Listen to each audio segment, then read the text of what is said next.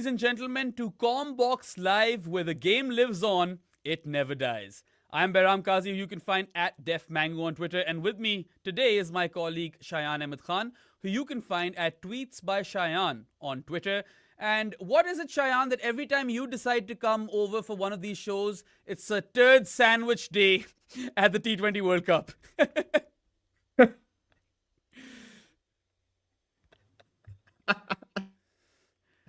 I think asking me for Long the laugh. funniest games. So for the worst games, not the. Yeah. Yeah, No, all good, all good. I mean, I Yeah, suppose no. that we I, still I have. still think the second game was interesting in the sense that. Mhm. Yeah, no, you're No, right. no, It go was on. kind of Yeah. interesting. England could have made things hard for themselves. You actually thought they'd lose. But let's start with the last game of the day, South Africa versus New Zealand Yeah. at the Narendra Modi Stadium in Ahmedabad. Generally a flat deck, and South Africa convincingly thumped New Zealand by 7 wickets and 17 balls to spare.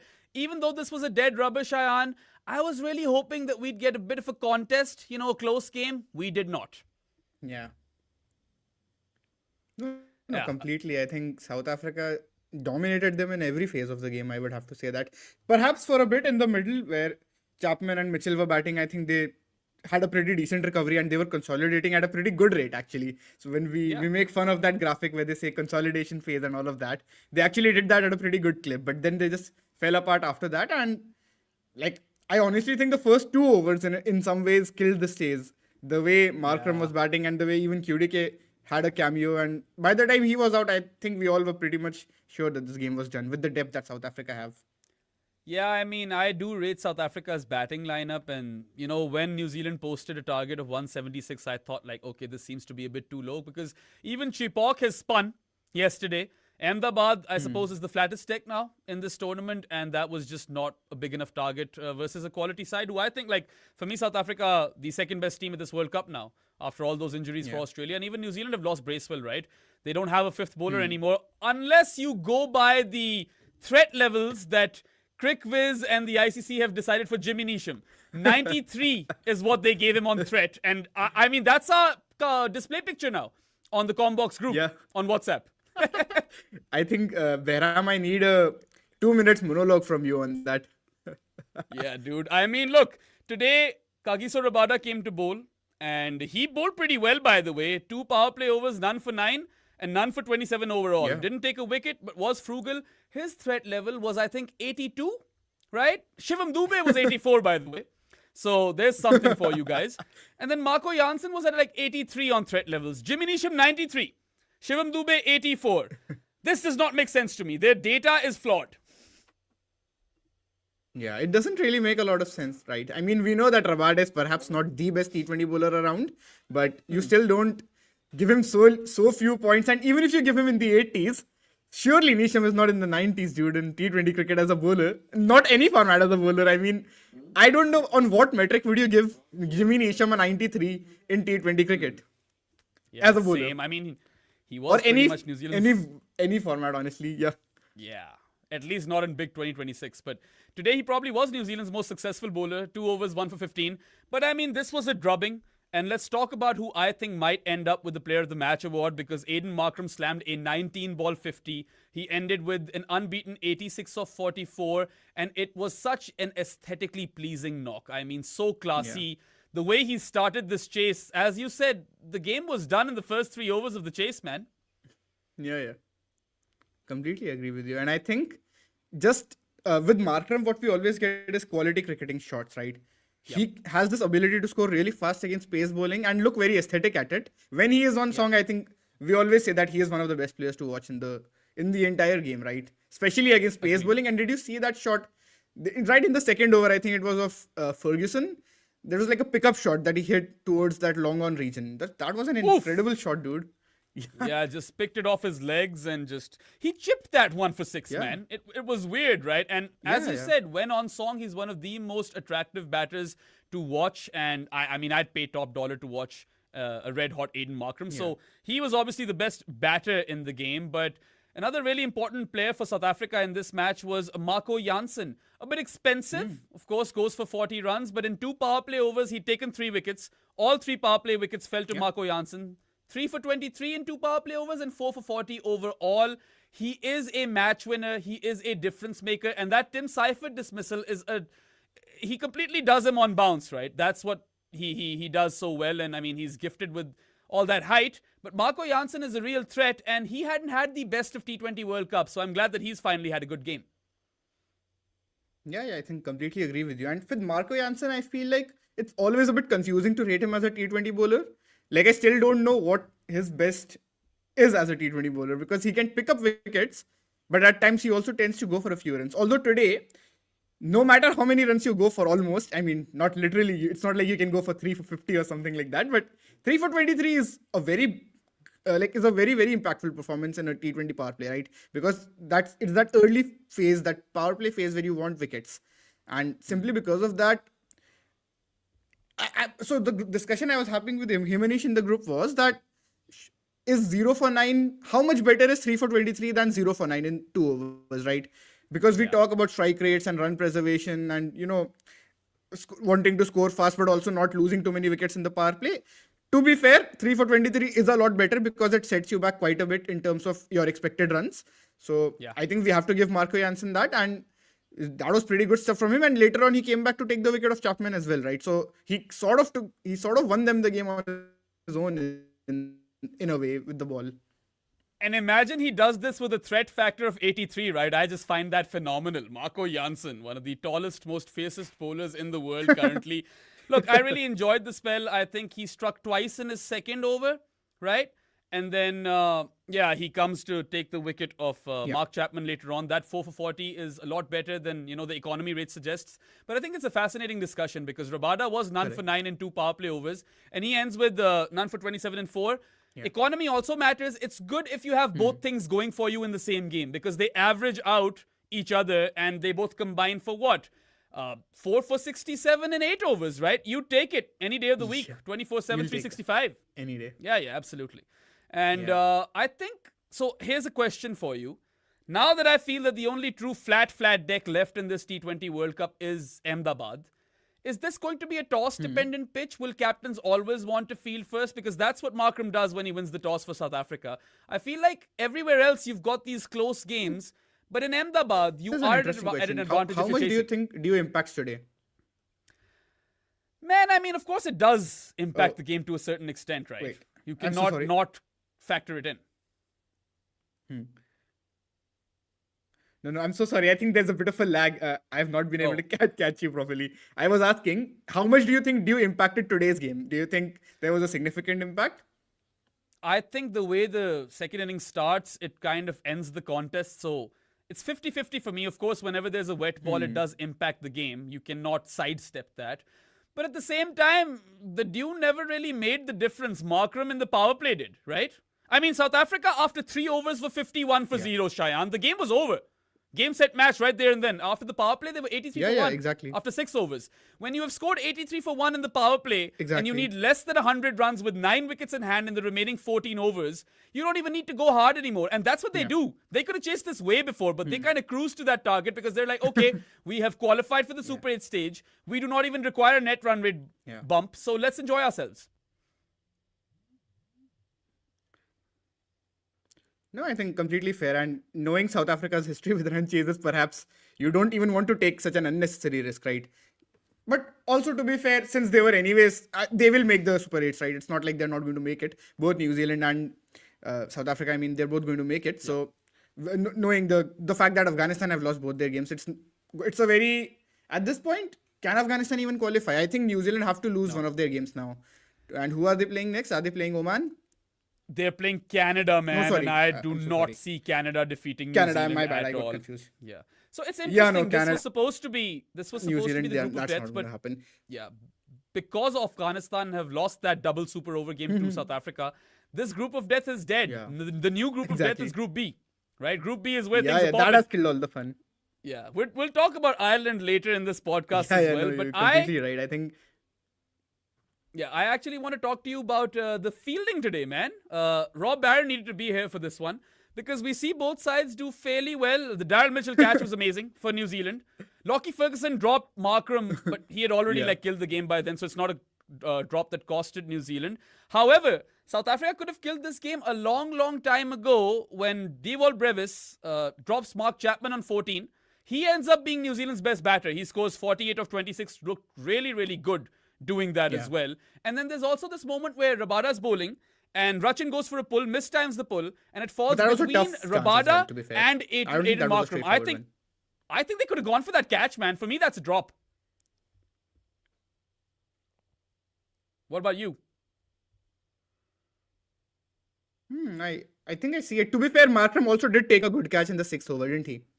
Like, it was not some exceptional catch, but it was like a good, solid catch. And then the one that even Miller took. Yeah, I suppose you can throw that in. And South Africa are generally a really good fielding team, as are New Zealand. But I mean, one positive that New Zealand can draw from this game is, you can say that it's the Daryl Mitchell catch, which was brilliant. And we've seen a few of those, right? Even Rovman Powell took a great one the other day. And you saw some parried catches, the Babar Shaheen catch, the Chapman Daryl Mitchell catch. So New Zealand have lost their 5th bowler because Bracewell is injured now. And I think they're going to really struggle to find that combination because you're looking at Jimmy Neesham, threat factor 893, of course, paired up with Glenn Phillips and Rachin Ravindra. That's their 5th bowler. And their 3rd bowler is Jacob Duffy, right? Or 3rd seamer. And he's not having a particularly good time at the T20 World Cup either. So this is a team, New Zealand, that if they are to do well in this World Cup, they're going to have to outbat opposition teams consistently. And that's where I feel like they will fall behind to a certain extent. Will they? I mean, to be fair, if their openers are on, they can do some crazy stuff, isn't it? Rachin is the interesting one because as a T20 player, again, it's a bit confusing to rate him. He's obviously a very talented player, but overthrowing I don't think he's found the right tempo, if that makes sense. Yeah, I mean, look, I suppose that Rachin is just out of form. I do rate him as a white ball player, but maybe more ODI than One days, T20. yes. T20 is little less. I agree. Yeah, not as well. And he's just not been in form either. And Glenn Phillips went out early. They really needed him to click right after they lost both of Finn Allen and Seifert, who looked good while they were out there, but then they got out in the power play. And New Zealand, I mean, to their credit, Chayan, New Zealand lose 3 power play wickets. They're 58 for 3 at the end of the power play. Then they consolidate a bit at the 10 over mark. They're 92 for 4. And then, you know, you're thinking, okay, the way Chapman and Daryl Mitchell are batting, maybe they'll get close to 200. But then it's that wicket that happens at the end of the 14th over where Chapman goes out leading edge to Marco Janssen, right? And they're all of a sudden 138 for 5 in 14 overs. At that point, you're thinking, okay, maybe 200 is off the cards. And they ultimately end up with just 175 for 7, right, in 20 overs. So those 6 finish overs don't yield a lot of runs for New Zealand, right? They lose 2 more wickets and they only are able to score, 39 runs in those 6 overs. So I feel like even though Neesham smacked a couple of 4s in the last over, 176 was not going to be enough for South Africa, especially on that one pitch remaining where batters get assistance with Dew around as well.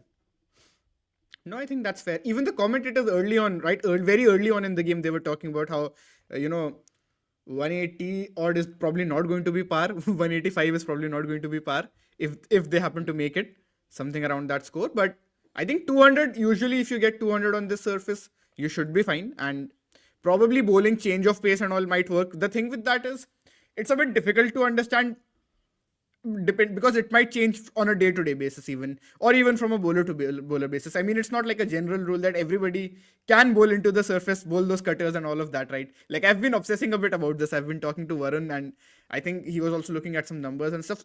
Ultimately, if you bowl high pace, you're still likely to pick up wickets. I think that's the finding that he came up with. But I think the point is that New Zealand do have the sort of team that could have set 200 on this. I think they just lost too many wickets in that cluster. Early on, they were looking terrific. I mean, some of the shots that Finn Allen was playing, dude, I think both of those openers, they are just unbelievably good. And I think in some ways, New Zealand might have upgraded by moving on from Conway for a bit because Conway is more of an anchor type player. And even though he is a quality player, not to say that he isn't, but when you already have maybe Rachin or even the guys in the middle order who can bat time, it's not like New Zealand got bowled out or anything, right? Like, they were still able to make runs.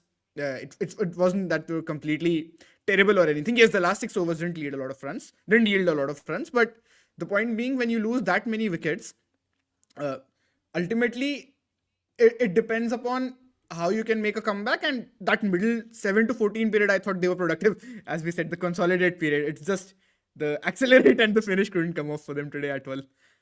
Yeah, I mean, they can still take some positives that despite losing those wickets, the scoring rate didn't stop. And ultimately, it's the Yeah, Chapman yeah, wicket that really kind of flows them, right? exactly. And then Mitchell Yeah, and falls even soon Mitchell gets out after. soon after.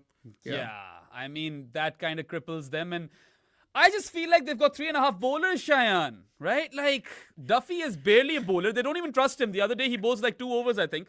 They've been bowling Rachin a Dude, lot, and not every day will you get away with those overs, right? Jimmy Neesham might have the threat factor of 93, but come on, we can't be kidding ourselves, right? Like, he's not a very no, dude. serviceable fifth bowling option. So you're looking at Matt Henry, Mitch Santner, and Lockie Ferguson, all three to have good days. Otherwise, you have to outbat opposition teams, and I don't think that is a great sort of recipe for success in a tournament where there are some really quality teams with quality bowling attacks.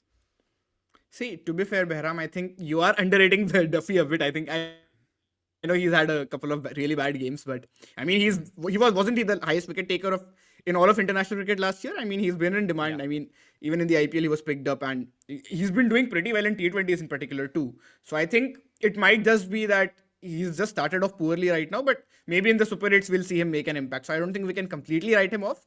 But yes, if his form doesn't go well, then New Zealand will have to, their batters might have to step up and score a few more runs. I agree with that. Yeah. I mean, they're going to obviously qualify for the Super 8 stage where they will probably meet Pakistan, England perhaps, and maybe Sri Lanka. We don't know what's going to happen in Group B. So they get the easier of the two Super 8 groups, right?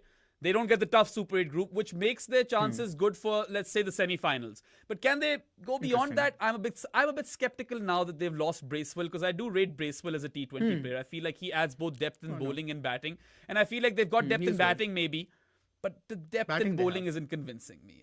Anyway, we have a couple of super chats, but before taking them, we shall be taking a short break. You guys are watching Commbox Live with Behram and Cheyenne, so go nowhere because we will be taking a very short ad break. Cricket fans are smarter than ever before. But what they're offered is clickbait, lazy punditry, and SEO noise. Commbox is for people who actually love the game. Smarter analysis, real conversations. Commbox, the game lives on. Cricket has never finished at the close of play. It lives in the arguments, the memories, the comment sections. Cricket makes you talk. Commbox is entering that chat.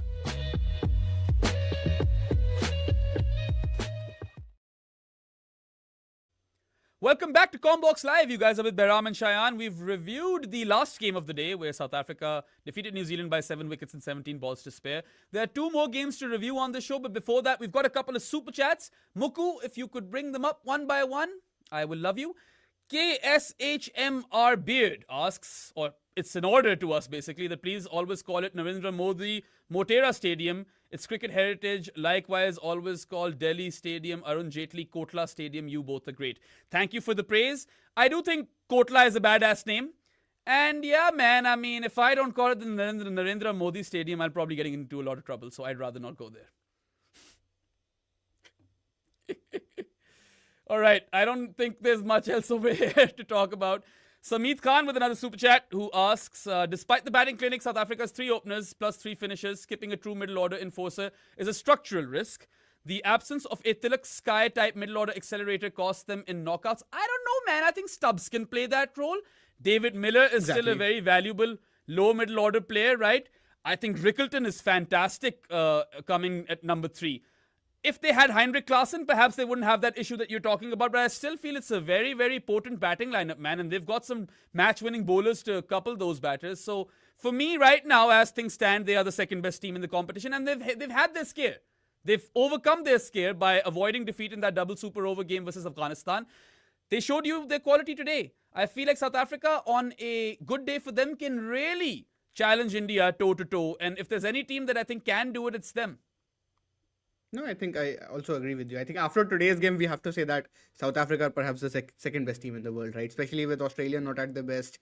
England also a bit shaky. And New Zealand also, now that they've lost to South Africa. They look pretty good in the first 2 games, to be fair. But their bowling has also been a bit iffy in all 3 games, not just today. So I think as a sum of whole, South Africa perhaps looked like the second best team. And that is fair. Somehow I think their bilateral form was not the greatest, but I think we all knew that they have the white ball, that they have talent in white ball cricket right now, and I mean, they've been making finals consistently, both in men's and women's cricket. Actually, if you think about it, and they've had a pretty good run. And obviously the Test cricket stuff with the final win and the India series win, they've been really good in cricket over the last few years, honestly. But I think I agree with you. Stubbs is a pretty good player for that middle order enforcer sort of a role. I don't know about his form always, though. I think so. Today I saw this stat. What about Baby AB though? We didn't even talk about Dewald Brevis. No, of course. He's also good. Brevis is there. Stubbs is there. Miller, he takes a bit of time to start. You know, we've talked about him, and Rinku Singh and Dhoni as those sort of players who take some time at the start and then launch towards the end. We don't doubt the launching towards the end. It's the fact that they take up too many balls at times, and if they take up too many balls and get out, that is the risk with those sorts of players, I think. But yeah, I mean, Miller is quality. There's no doubt. There's no denying that, obviously. And the other thing was that we were talking about Stubbs, right? So I was seeing the stat. I think Hemant Brar from Cricinfo had posted the stat that in T20 internationals, I think before today's game, since 2024, Babar Azam has a better strike rate than Tristan Stubbs. When I first saw that stat, I was like, what am I seeing? This has to be only T20 eyes, right? Because it can't be only T20 cricket. He just had like a good final in the SA20 and all of that. So it turns out it was T20 eyes. I remember he was batting really well in a test match where he was just kind of consolidating and, not playing fast. And I was like, oh, he's versatile. Then I found out that this is who he was. He's actually upskilled his power game. It's the other way around, and that is a bit shocking. Also, you talked about their top six, right? Their top six is sorted because you've got Quinton de Kock opening with Markram, who are both explosive players. And then Rickleton at 3. You've got Stubbs, Baby AB, 4, 5. 6, you've got, David Miller. And then Bosch and Janssen both can whack it. So top 8 is pretty good when it comes to Jared was very shaky about them at 7 and 8. What do you think? I think they're fine, man. Like, I don't mind. I think they work. I think Janssen is one of the better number 8s going around. And these days, he's getting promoted as well to number 7. And Bosch is good enough, man. I've seen enough of Corbin Bosch to say that he's good utility with both bat and ball. Yeah. So I quite like the way... Yeah. This team is shaping up nicely. I think it's just that in T20 cricket, it has not translated for Bosch yet, but I mean, he is still a good player. We've seen it in the longer formats, what he can do, right? So I don't think it's a lack of quality as such. And when we're talking about their other players, my only other issue is QDK and Rickleton, they're basically like the same sort of player, right? I know QDK has had, I know Rickleton has had really good form in this tournament, and especially the way he took down spin in the Afghanistan game, I think that was spectacular stuff. But honestly speaking, I am a bit worried. Maybe that could be a bit of an overlap sort of a situation. In an ideal world, if they had Klaasen, then I mean that would be something else. But even QDK is coming off some great form, right? He has been whacking the ball around everywhere since his international comeback. So he's been looking really, really good out there. I'll tell you one weakness that they have. I know we've spent a lot of time on South Africa, but they are the big team that won today. I think the one weakness they have is that if they play on a turner, they don't have a 6th bowler, and Maharaj is the lone spinner. Linda is not good enough, I feel, as a frontline spinner. That might be an issue.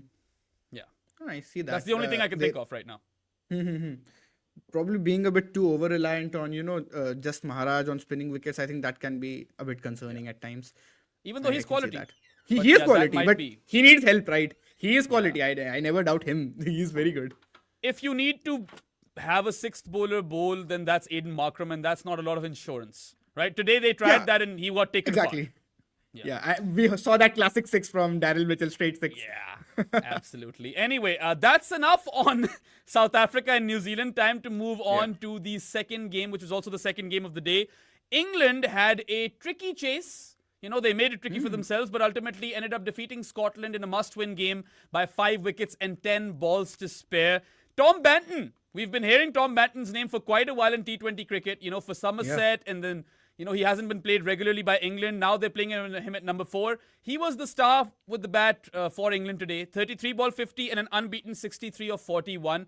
And honestly, was he the only batter apart from Richie Berrington who looked comfortable, at Eden Gardens today? It wasn't an easy pitch to bat on, Shayan. It was kind of wonky. The ball was nipping around. It was kind of slow. What did you make of it?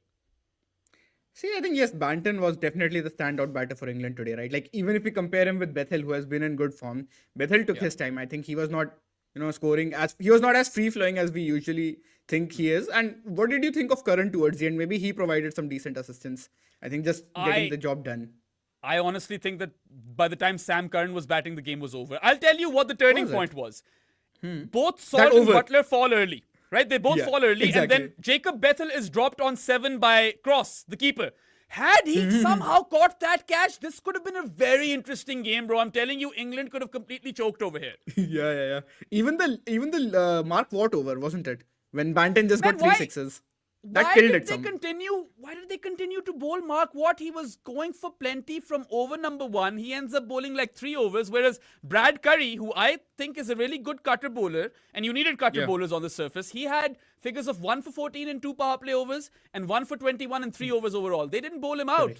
They should have had him on earlier. That is a very interesting point. And actually, it's surprising that they even bowled him after that first over, isn't it not? When they have the Yeah. options. It's not like they True. completely lack options. I mean, McMullen also had a decent game with the ball. They have And- Lee Isk.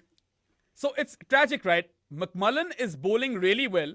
He's the guy who Bethel is dropped on 7 by Cross, and then he just goes for plenty, like 6-6-4 or 6-4-4. Completely ruins his figures. He ends up with 1 for 23 in 3 power play overs. Could have had way better figures than that. So I feel like Scotland, maybe their bowling attack is a bit one-dimensional.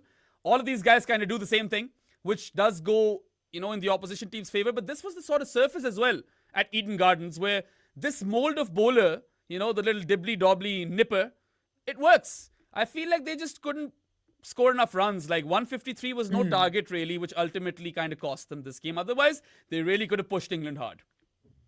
No, I think that is completely fair. And when at one point they were they were scoring at 9 runs and over, and they were just 3 down. I think the 12th or 13th over. From that point, if they were able to push forward and push on and get to like 170, 180, we could have had a game, dude. Like with England, you never know on these bro. wickets. They Like, can anytime. The way Harry Brook falls, right? You can't sweep on this pitch. That's one thing we've learned today. And you've thrown your wicket away at a crucial juncture as well. But you're right. Scotland start poorly because Jofra, finally has a good game, and they're 42 for 3 in the power play. Yeah. Then they do well. They recover really well. They're 90 for 3 at the 10 over mark. Come over number 16, at the end of that over, they're 127 for 8. It really is Oliver Davidson who helps them get to 152, right? They're bowled out for 152 in 19.4 overs. Oliver Davidson scores that unbeaten 20 or 15, and he was also underused. He's a decent slow left armer. England can't play spin. Why are you giving him 2 overs? You should give him at least 3 overs. He takes 1 for 12 in his 2 overs, right? So why Richie Barrington kept giving the ball to Matt Watt will not make sense to me. It's just one of the weirdest question marks for the day for me. Yeah, I mean, when Mark Watt went for those many boundaries early on, I think it's just surprising at that point. I was honestly a bit hooked. I was like, okay, can he go for 6 sixes? Because Darren and I have been obsessing over that whole thing, right? Can anyone hit Bumrah for 6 sixes and all of that? Like, obviously fun stuff. And obviously we know the chances of anybody doing that to Bumrah is very low. But to any bowler, we were just also talking about what is the best sort of a situation where it can happen. So I think maybe just because of that, I was like, okay, we have seen 3 sixes. Can something happen? But nah, I think the 4th ball just killed it. Like, never mind. We're not going to see look, I really, really was rooting for Scotland to just make a fist of this, right? Give us a good contest. And they were giving us a good contest because England, they lose both Salt and Butler early. Bethel was dropped by Cross on 7. And regardless of all of that, England were 43 for 2 in the power play, which isn't too different from Scotland's 42 for 3. It's inverse, really. England 43 for 2, Scotland 42 for 3. But at the 10 over mark, Scotland were better than England. England were 82 for 3, Scotland were 90 for 3. But it's just post 10 overs, Scotland really bottle it, right? Like, when you're 127 for 8 and 16 overs, you're lucky to have gotten to 152 all out in 19.4 overs in the first place. It's just that Oliver Davidson knock that gets them there. And what England really needed was one batter to stand up and say, okay, I'll do the job, I'll get you home. Banton does that, and he needed this knock as well because everyone has had question marks around his name. Okay, he keeps getting chances, but to his credit or in his defense, he doesn't get consistent chances. For him to get a 33 ball 50 in tricky conditions and an unbeaten 63 or 41 is a positive for England, although there are not many other positives for England, honestly, because they've been really shaky in this T20 World Cup. Yeah, he was taken apart by Nepal, right? And so Adil Rashid has had such a weird and remarkable, fantastic or equally bemusing sort of T20 World Cup. Even today. He has the worst game in the world versus Nepal. They don't even bowl him out, right? He's Yeah. bowled for 3 overs. Then he is 42. unplayable Yeah. versus the West Indies, right? At the 1K day, 2 for 16 in his Correct. 4 overs. And today he goes for runs, but he picks up crucial wickets, including that of Richie Berrington. So 3 for 36 in 4 overs was actually quite handy because that's what floors Scotland in those, what do we call them now? What overs? Consolidate overs, I guess. Consolidate overs. No, so even if you break down Adil Rashid's spell today, he was 2 overs 25, right, in the first when he started on, and then the last 2 overs he really had an impact. He was, I think 3 for 11. So I think with Adil Rashid, it's the fact that he can spin the ball both ways, and when he can slow it down, I mean, he's still really good. I think especially in the last game, we probably saw the best of him where he was getting insane turn. I think a bit unfortunate for him that it ended up being on the losing cause. And to be fair, it was Rutherford also who played him quite smartly. If he threw away his wicket, then anything could have happened at that point. He does drop Rutherford's catch off his He own does. bowling as well in that You're game. right. But the difference was 30 runs, right? 30, 32 runs between those two teams. I mean, you got. But FIFA Rutherford was the Rashid in main that man, game. right? He got them that many runs. They were sort of stumbling 70 odd for 4, 77 for 4. Good news though for England is that we've done some analysis on Adil Rashid and he doesn't have the best of records in India. And after having a shit first game versus Nepal, 2 for 16, one of the best bowling performances we've seen in that West Indies game at the 1K day. And this 3 for 36 is still not bad. I know it's a bit expensive, but he was incisive and you need your wrist spinners to be incisive. So he does a job. And because Scotland are floored, towards the end of those, what do you call it, consolidate overs, I think he's pretty good today. But the pick of the bowlers for me was Jofra Archer. Finally! Jofra has a good game. He was having an absolute stinker of a T20 World Cup campaign, Shayan, and he strikes twice in his second over today. And those wickets are big wickets. George Munsey and Brandon McMullen. Those are arguably Scotland's two best batters, right? Correct. Exactly. 2 for 13 in 3 power play overs and 2 for 24 overall. Jofra and English fans can breathe a massive sigh of relief because it's Jofra Archer and Adil Rashid who they are hinging all of their hopes on in that bowling attack, right? Those are their 2 star players or star bowlers. Yeah, completely agree with you. And I mean, Jofra Archer on song is something that every cricket fan wants to see, if that makes sense. There is an inherent bias if you're like a true cricket lover, you want to watch him do well simply because of the joy that he brings you, right? I think I remember Jared doing this piece last year where he was talking about the joy of Jasprit and Jofra when they are at their best. I don't know, for some reason we've made this podcast about Jasprit Bumrah again a couple of times without even intending it. Just, I don't know, that's how the conversation has flowed. But the point being that, yes, I think the 2 early wickets that he gets are really, really crucial. Bowl slightly short, back of a length, sort of in that region. And I think the second wicket probably, I think the shot was not on, or if the shot was on, he should have gone. Like maybe it was a mistake in execution. Maybe the intent was fine. What did you think about that? Because there was a fielder there. I mean, ultimately, it's Scotland. So I don't know how critical I want to be. I feel like England could have crumbled in a pressure situation. It's just that 153 was no target. And, even though Scotland were 90 for 3 in 10 overs and England were 82 for 3, England knew they were chasing down another 70 runs. And that does kind of kill the game. And they get there in another 8.2 overs. They win with 10 balls to spare. Like I said, all you needed was one batter to click. And Scotland, at the very least, would have needed 170 runs. Perhaps I would have liked them to be a wee bit more pragmatic versus the spinners. I know they were taking them down or trying to take them down because you've got, overs of Jamie Overton at the death. And he does well today, by the way. I don't know why I'm slagging him off. He takes none for 13 in 2 power play overs and 1 for 23 in 4 overs overall. So he actually bowls better after the power play. But if I am planning, I'm like, okay, we can take down Overton and Curran potentially. Let's kind of just knock these spinners around for a bit. This is not a straightforward surface. England do tend to struggle on not so straightforward surfaces. Maybe we need to tone it down and target 170, 175. I think that would have done it. Interesting, but they were having success hitting the spinners, right? It's not like, I mean, Berrington was having a great time, dude. If you just, that's the dilemma. If they slowed down and they didn't make enough runs and then England chase it, then again we would be saying maybe they slowed down a bit too much. So that I'm a bit confused about. I mean, you have a fair point. But maybe you're right. No,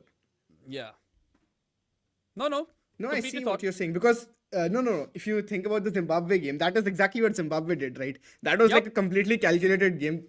So maybe you do have a point there. It's World Cup cricket, dude. It's not normal cricket. We have to remember that.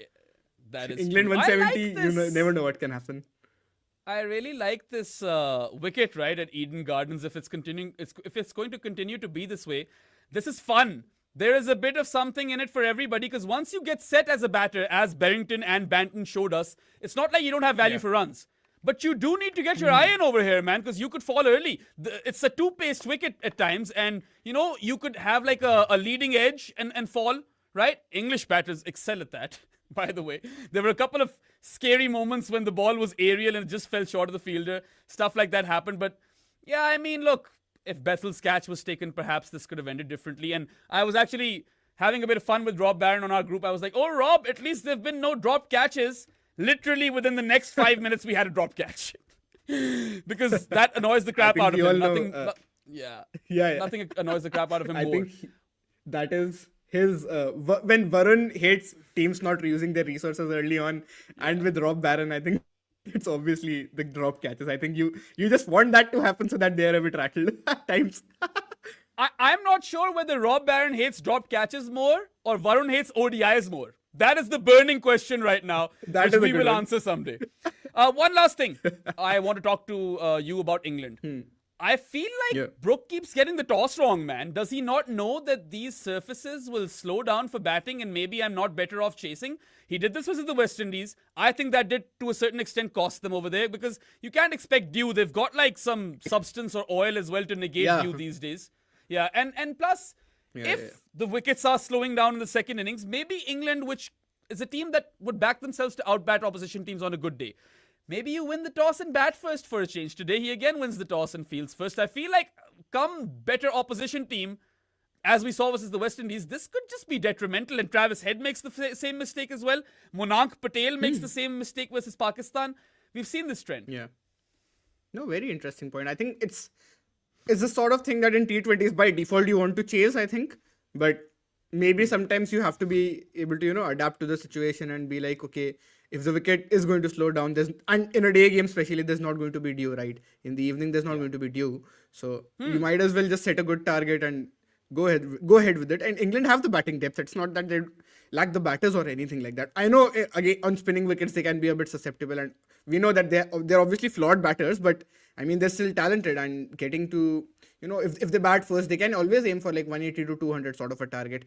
To be fair, if we look at the game against Nepal, that is what happens, right? They do end up getting 180 odd. And in that game, it is the Nepal batters who have like a spectacular performance, ended up almost winning that game. But still, what you said makes sense there because even Brook gets runs in that match, if you remember. He gets a pretty good 50. Bethel gets runs. And even Jack's towards the end, that crucial six, that completely turned the game in hindsight. So yeah. I mean, I think Jax was deservedly player of the match in the Nepal game because without his runs, England are not winning that match, right? Anyway, that's enough on England versus Scotland. It was probably the most fun game of the day because the other two were extremely one-sided. We've got some super chats to answer, but before that, we will be taking a short break. You guys are watching Commbox Live with Behram and Shayan, and go nowhere because we will be back very, very shortly.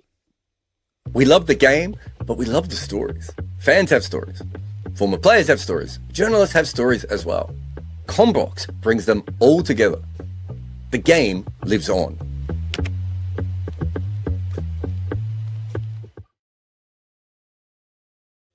Welcome back to Commbox Live. You guys are with Behram and Shayan, and we are currently reviewing day 8 of the T20 World Cup in its entirety. Before we go on to the last game, which we have to review, which was the first game of the day, Mukku, if you could bring up the super chats that we've racked up, might as well get those out of the way. Gyanded asks, 1 year in LKO and Aiden can now hit sixes. Is he talking about Lucknow? Yeah. Well, Shayan lives there, right? That's where he learnt them. Shayan taught six hitting to Aiden Markram. No, dude. He's shouting out Tunde Kababi. That is the OG place to have kebabs in Lucknow. I was just actually, funnily enough, what a coincidence. So I was talking to a friend of mine who was moved to Lucknow for studying, right? And I was asking him if he's tried all these new different food places. So another friend I was like, this friend will go there. I'm sure if he would have come, he would have gone there. And then he was asking me about it, and I just sent him that link of the restaurant. And then I was telling my mom that I want to have dinner here today. I feel like I should order something from here, but ultimately I was like, okay, we'll have it tomorrow because tomorrow is India-Pakistan. So we'll just have it. But yeah, that is a great coincidence. And yes, I think that is the truth. That is why Aiden is a better player. 3 friends from Lucknow. It's you, Oh. one friend from Chicago called Hamza Khan, and I think Gaurav Nandan Tripathi also might be from Lucknow. Everyone raves Isn't he about... from Gorakhpur? Or Might be. he is from Uttar Pradesh. I know he is that. I have don't never know for been to sure. Lucknow, but I know that it's famous for 2 things, Urdu and tunde kebab. So, yeah, if I have a visit, I expect you to take me to one of those See. shops and we will go crazy. 100%. See, as they say, Lucknow mein chicken khate bhi hai and chicken pehante bhi hai, which is like there's the chicken curry dresses that they get here, like very very famous. Oh, okay. That's pretty cool. I was confused for a second. I was like, how do you wear chickens? Anyway, let's go to the next super chat, Muku. Who do we have? We have got Blue Eagles, who says India-Pakistan games are exploitive. People are drawn into hysteria, which this monetizes. What's the feeling in Pakistan ahead of it? India hasn't caught on. I agree with you. They are literally hyper-nationalizing the India-Pakistan game because now they think that that's the way to make the most money out of it. And it's tragic to see how cricket has gotten weaponized in all of this politics. And I can assure you that not me and not Cheyenne, neither of us are in favor. We do not like this. And unfortunately, that's the world we live in. We can't do much about it. Pakistan only sees this game as a potential opportunity to beat India. Whereas I feel like in India, they're like, oh, let's go beat Pakistan. Let's make another cringy ad on Star Sports. Whereas in Pakistan, they're like, yeah, we kind of suck, but let's see what happens this time. I mean, with these games, I feel like there is also some people also have this genuine excitement at times that, okay, not from a toxic lens, but just the fact that there is such a rich heritage and, legacy about this game. And I think no matter what anyone says, I know there's a lot of toxicity and, all the hyper nationalism from both sides. And, both sides do get pretty ugly, both like even on field, off field. We've seen both sort of these instances in recent times, right? Even some of the stuff that, some players have done on social media and all of that. It's like, I think that stuff gets ugly. But if we just look at the pure cricketing side of it, I know India is a much better team now. And they've been, for my lifetime, they've been thrashing Pakistan for most of it. But it's been a pretty fun rivalry to watch. And I've grown up being taught the fact that India-Pakistan is like one of the biggest games. So I'm always hyped no matter what are the level of the teams. And Pakistan are a pretty good team this time. They're looking pretty solid. And on these wickets, with their spin attack, I think it could be a good game. I do think people are underrating India a bit. Just the fact that people are getting a bit too scared. I still feel like India are comfortably the better team. But I wouldn't underestimate Pakistan. Like, they can put up a fight. I've grown during an era where this was a really fun rivalry and there was no obvious winner, right? And this was right after Pakistan were not as dominant anymore. So the early 2000s, right? Where Pakistan win in India, India wins in Pakistan. It was some good times and non-toxic times. If anything, they were friendly times. I've gone to the stadium and hung out with Indians. And I mean, I've had the pleasure of knowing a lot of Indians over my lifetime in Canada and even now through cricket and work. And there is such a beautiful place outside that toxic world of hyper-nationalism that I think we miss out on. And this rivalry could be sold in a positive way as well. But again, like I said, that's not the world that we live in right now. And it's unfortunate. However, some people go on and say, oh, this is not a contest anymore. India is such a better team. That does not matter. The strength of any one of these teams has no bearing on the amount of money that this game is going to make because people will still tune in from both India and Pakistan and it'll have some sort of global attraction as well. So I feel like it is like cricket's or international cricket's biggest payday, right? It's that game for a reason. And I just hope that, we don't get to see a repeat of the Asia Cup because things got far too toxic, right? We do not want a repeat of that. No one enjoyed it, right? Anyway, next question, please. We've got Test is best. I agree. Asks, given discussions about Usman Tariq's action, how can the misuse of illegal actions for certain balls in crucial moments be addressed? Ashwin suggested costly real-time testing. Are there other solutions? So, I don't know why Usman Tariq's action has been spoken of so much because we had these discussions when we first saw him. And he's been cleared twice by the ICC. He's got these double-jointed or disjointed elbows. He basically delivers the ball at a bend. He doesn't chuck, he delivers the ball at a bend because his elbow cannot straighten up entirely. That is something for the ICC to decide now, whether they allow the anomaly or not. I think cricket is pretty fun if it makes room for these sort of weird things. But I don't know why everyone has a take on this, whereas people who are paid to do that job, whose literal job is to, just judge the legality of bowling actions, let them do it, man. Maybe the umpires can report or the ICC can judge and he's been cleared twice. All I see on social media is people talking about Usman Tariq, whereas I'm like, cut the guy some slack. He's been there before. He's cleared the test twice. So I think that just play him, man. Yeah. I think the one thing which gets a bit contentious with his action is the fact that he pauses for a bit.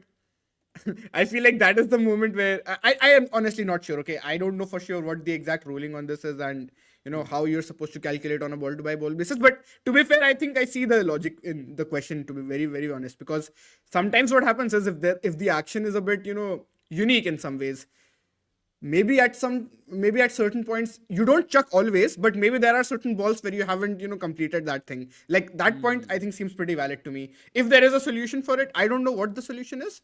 Ashwin says costly real-time testing. I don't know, how are you supposed to do it. Maybe in 10 years like we'll be able to find a solution for this. I don't know, but Look, like, if that point is the interesting, bend in I his think. elbow with which he delivers a ball is less than 15 degrees, then we don't have an issue. That's how I look at it, right? And the pause, sure, it's a bit of a long pause. It's longer than exactly. Mohammad That is the Hafiz thing. or Ashwin. But then again, Shayan, why are we talking about this now? He's not just entered the scene. I remember No, doing that these is fair. videos on Usman Tariq like a couple of years back, right? When I saw him in the PSL. So why this is just being highlighted before an India game? Perhaps, they want him to crumble under pressure, but this is going to be a test for Usman Tariq, because I can imagine some sort of shithousery happening around his, bowling spell. I can see it. Cam Green, like I think we should ask Cam Green that. Yeah. I mean, Cam Green got taken apart by Australian memers. To be fair to him, I've seen a fair few in which Australians are taking the piss out of Cam Green, and he apologized towards the end. And as long as he's done that, look, again, I'll say this is something that, okay, if you don't think it's a fair bowling action, you talk to the umpire. Let the professionals do the job. They are literal professionals hired to judge the legality of bowling actions. They have got processes in play. They don't have costly real-time testing because it's costly. And maybe in the future you can do something like that. But right now, let the guy play as long as the ICC doesn't have an issue, because they're the ones who get to call. I feel like I see the reasoning why he is getting a lot more attention now, because I mean, playing domestic cricket versus playing in a T20 World Cup just before an India game. I mean, I'm not saying whether it's right or wrong. It's just the fact that this is the time where you will get the most eyeballs. And as you say, if he has been cleared, which I think you've mentioned that he's been cleared twice, then it's fine. I mean, you can't really do anything about that. You have to play him, and he does bring that sort of element of mystery about his bowling. And it will be. I am particularly interested to see how Tilak Verma goes versus him, because in the last game he was struggling a bit versus Erasmus, who also has this unconventional sort of a bowling action. And I think some people were drawing similarities between both the bowling actions. Right? I'm not saying it's the same. Somewhat. No, but the one thing that's similar is that he has like 4 different variations of Usman Tariq, and not all of them have the lower release point.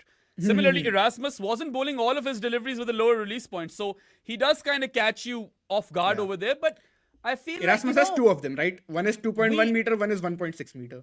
We allow batters to do all of these funky things, and they can exploit the grey area in cricket. Let the bowlers exploit the grey area in cricket a bit too, man. It's fun, right? I don't know. Like Varun is in the camp that he thinks the Dusra should come back, right? Interesting. Because it'll probably make cricket fun again. But anyway, we've spent far too much time. Yeah, for my liking on Usman Tariq's action. This is the one thing I probably don't want to talk about. No, this reminds me. Do you remember when Harsha Bhogle and Kevin Peterson had that chat where they were talking about the switch hit, and Harsha was like, we should ban the switch hit, and KP just lost it. And I was like, yeah, man, that is just nonsense, dude. I mean, how can you ban the switch hit?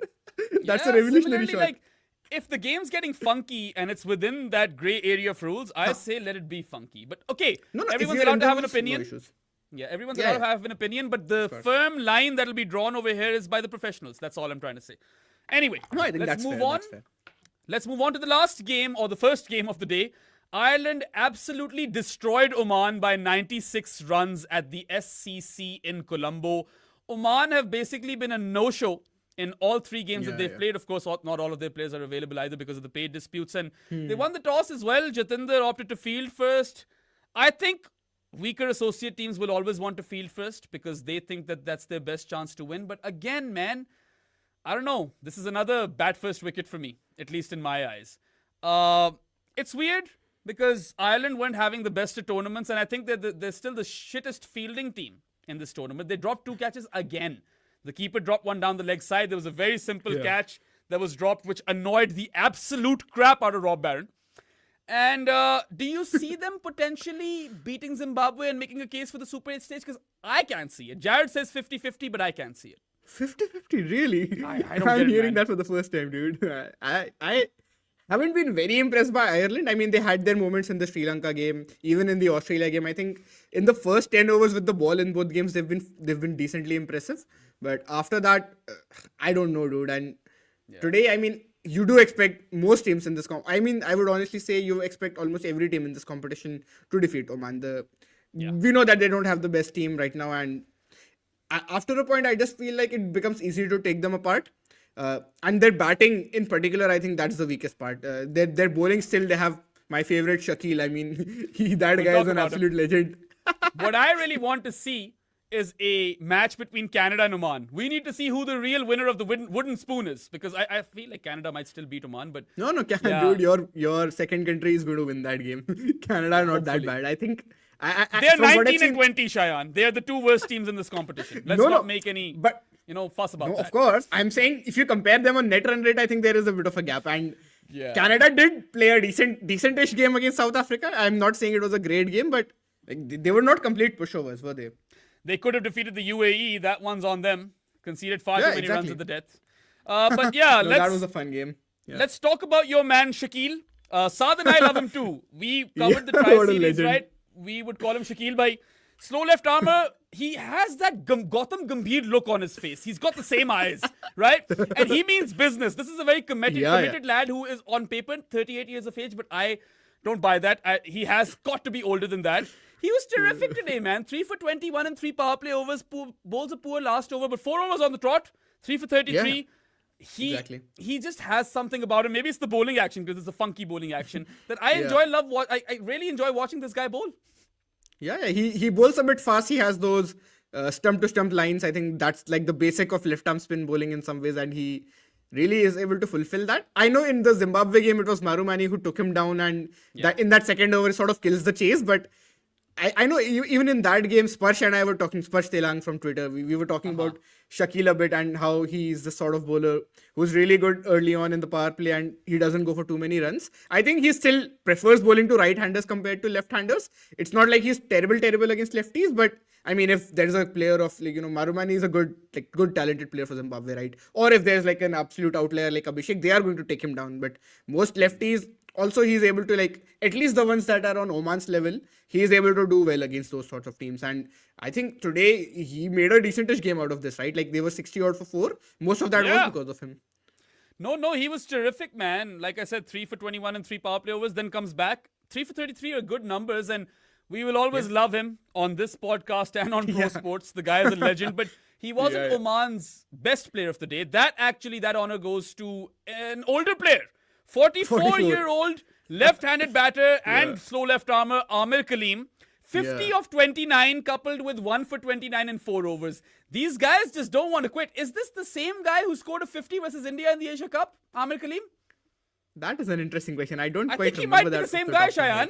But they had a very good game against India. I remember that. They only lost by 21 runs. Yes. Sky was mucking around. With You that have team, a man. good point. I am going to look this up right now. Check this out, because I have a very strong feeling it was Amir Kaleem who scored a 50 in that game as well. I'm going to it's look a really this up. strong all-round performance. When he stops be. bowling, Ireland haven't even gone crazy. And 1 for 29 with the 50 off 29 with the bat. Got to give him some numbers. But that's pretty he much does it make a for 50, Oman. dude. He makes There 64 you or go. 46 in that game. He's got 64 or 46 And do you know versus when he India gets as out? well. Yeah. Guess when he gets out. It's in When the does he get 18th out? over. Just when- It's not even like he gets out earlier. He's in the game. Doesn't he kind of look like 149, Nawazuddin 18, Siddiqui? 40 runs off 14. Doesn't he have the same face as Nawazuddin Siddiqui? I didn't look that closely, dude. I have to look this up now. Yeah, you have to look That at Amir is a- Kaleem, man. Guy's a legend. I love how Oman has got all of these mid-40-year-olds who are coming here and playing a T20 World Cup. It's unfortunate for them, though, of Kind course, of, they don't have all the He players. looks like an older Nawazuddin Siddiqui, if that makes sense. Like a more battle-hardened version of him for some reason. Yeah. Anyway, there was a big instance in this game which drew a lot of ire. I missed it, but Rob Barron, of course, had us all caught up. Lorcan Tucker, he was Ireland's one of their best batters of the day. 35 ball 50 and unbeaten on 94 of 51. Fantastic outing for him. But when he's on 18, Shayan, there was a stumping chance in which he was out of his crease. The stumping was complete. The umpire or the third umpire gave it not out because The third umpire deemed that his hands weren't touching and the ball was in his right hand, whereas he broke the stumps with his left hand. I've watched the replays, dude. I think those gloves are touching. They've been hard done by Oman. Because if Lachlan Tucker falls over there, this game could go anywhere. Yeah, because I think we were discussing the pace versus spin breakdown as well, right? Against spin, they had sort of fallen apart, but against pace, they scored loads of runs and they were scoring at like. I don't even remember what runs per over they would have gone at against pace because the two spinners clearly do pretty well. And if we just combine their figures versus the rest, it was a completely different story. And dude, I think you do have a point all there. of their runs in the last 4 overs, right? They're 47 for 3 in the power play. They are 79 for 4 at the 10 over mark. They are 149 for 4 in 16 overs. You're thinking, okay, maybe if they play really good, they'll score 200. They scored 235 for 5 in 20 overs. So the last 4 overs, they end up with what, man? I'm going to have to do some quick math over here. 86 runs in the last 4 overs? That's insane. That's crazy.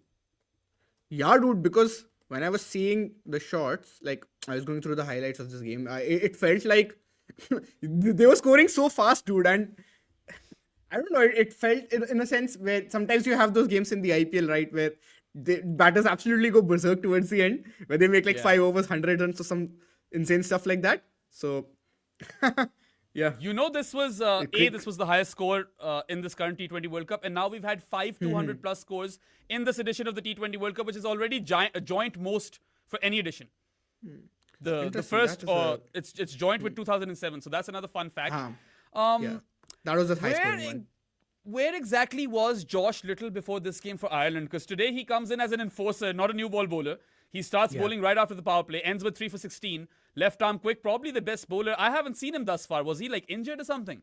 Because he should have been starting. No, that is a good question. Even I have not been updated on him per se, but I know he got an IPL gig once upon a time and he was like even one of PSL the most gig. talented bowlers out there. Yeah. He was one of the most talented bowlers out there, right? Yeah. Apparently he's from a cricket family. Oh, interesting. He has two sisters. Yeah. I really want cricketers. Josh Little to name his future son Stuart. Because that would just be crazy, right? We'd finally get a Stuart Little. Dude, he's played in the CPL as well. Yeah, I like him, man. He's a very talented new ball quick. Although he wasn't a new ball bowler today. Like I said, they brought him on after the power play. But 3 for 16 are really, really good figures. Yeah, he has to be injured because Ireland needed more. I can't see him play anything after 2024. Yeah.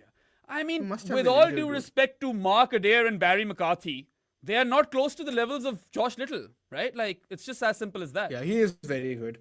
Yeah. No, that is completely fair. But, you know, if we Oman look at actually his started... numbers... Yeah, what are his recent numbers? He has... Okay, so if you look at this, in 2024, he plays 6 matches. In 2025, he plays 5 matches. And 2026, this is 3 matches, right? He hasn't played a whole lot of cricket, if that makes sense. And weirdly, he hasn't got a lot of franchise gigs. I wonder if... I don't know. We're just speculating here, right? We don't know for sure if he was injured or if there's something else going on. But... at one point, if you just look at his 2022, when he was at his best, he picked up 39 wickets in 26 matches, average of less than 19 with the ball, and economy of 7.5. So he was doing pretty well. It's pretty goddamn good. Plus, you're always a rare commodity when you're left arm quick as well, especially in this format. Oman started off well when they were 63 for 2 after the power play. I was like, okay, it still looks pretty tough. But maybe, maybe the deck stays flat and stuff like that. But like, at the 10 over mark, they're 85 for 2. And I'm like, they're not scoring 150 runs in the last 10 overs. It is not happening. And Ireland do well to score, 86 runs or whatever in the last 4 overs, right? They had some other performers, of course. George Dockrell is having an amazing World Cup campaign with both bat and ball. 35 of 9, unbeaten on 35 of 9, and then takes a wicket and concedes 6 runs in the only over he bowls. So he's more a batter than bowler these days. He's having a good one. And I quite like Gareth Delaney as well. 28 ball 50 for him today, 56 off 30 and none for 13 in 2 overs. He's a wrist spinner. If Ireland are to defeat Zimbabwe somehow, their multifaceted players really have to step up because Harry Tector is having a bad campaign and Lachlan Tucker finally scored some runs today, but Sterling is injured. I find it hard for them to overcome Zimbabwe. Yeah, I don't think they're a better team than Zimbabwe, dude, honestly. I see, Zimbabwe have defeated Australia now. The Zimbabwe-Sri Lanka game is now going to be really crucial. And I was just, I've been talking to people about this group. I think I went to a shop to get some groceries and I was talking to the guy there and it's like, this is the group of death where any 2 of the teams can make it. And I was talking to my dad as well and it was just, any two of those combinations can end up taking place, and I don't really see Ireland fitting in that. I know they beat Oman convincingly, but to beat Zimbabwe, first of all, you have to be able to deal with their new ball bowlers, right? The tall opening pair of Zimbabwe, right, with Muzerbani and Evans. So Yeah, even if Ingarava is fit, that's going to be ridiculously difficult for Ireland to kind of overcome. I think the new ball slow left armour for Ireland is also interesting. He's not a big turner of the ball, Matthew Humphreys. He kind of darts the ball in.